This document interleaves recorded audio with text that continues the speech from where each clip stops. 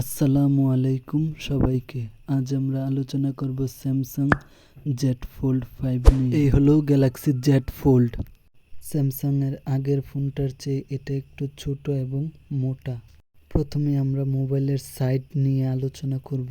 এটাতে ইউজ করা হয়েছে কামিং গরিলা গ্লাস ভিক্টোস 2। নিচে পেয়ে যাচ্ছেন speakers, USB type C, microphone, তারপর হচ্ছে সাইড মাউন্টেড ফিঙ্গারপ্রিন্ট ভলিউম, হচ্ছে মাইক্রোফোনস, স্পিকারস, সিম card.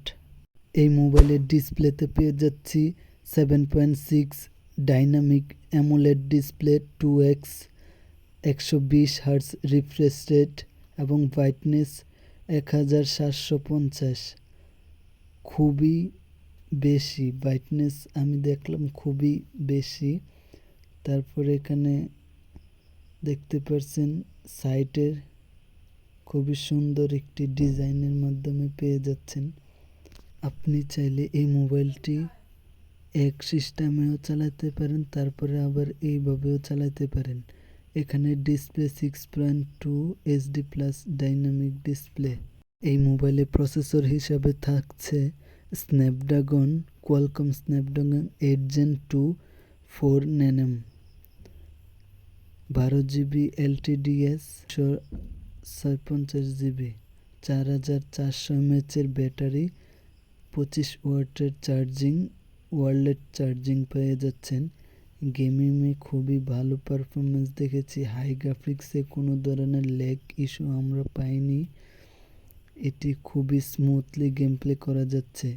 Android 13 4 years OS update, 5 years security update. এটা আপনি ল্যাপটপ ডেস্কটপের সাথে কানেক্ট করেও চালাতে পারবেন। তারপর এখানে যদি আমরা একটি ইউটিউব ভিডিও প্লে করি, এখানে ভিডিও এক সাইডে আর নিচে দেখতে পাচ্ছেন এখানে অপশনগুলো আরেক সাইডে। আপনার ইচ্ছে মতো আপনি টানতে পারবেন, যেখানে খুশি সেখানে নিয়ে যেতে পারবেন। এখন আমরা এই মোবাইলের ক্যামেরা সেকশনটি দেখব। Triple camera setup.